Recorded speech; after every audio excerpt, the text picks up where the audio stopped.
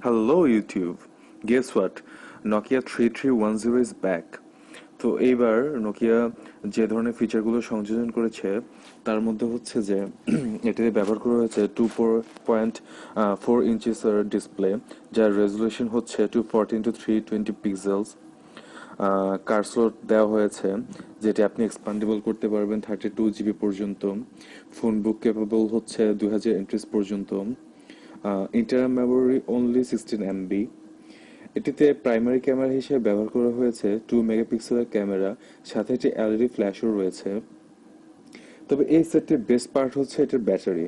এতে ব্যবহার করা হচ্ছে 1200 মিলি অ্যাম্পিয়ারের ব্যাটারি, যা স্ট্যান্ড বাই হচ্ছে 744 ঘন্টা, টক টাইম হচ্ছে 22 ঘন্টা এবং মিউজিক প্লে টাইম হচ্ছে 51 ঘন্টা, যেটা এক কথায় বলা যায় অসাধারণ। সো একবার চার্জ দিলে আর সেকেন্ড টাইম চার্জ করা নিয়ে অত টেনশনে থাকতে হবে না।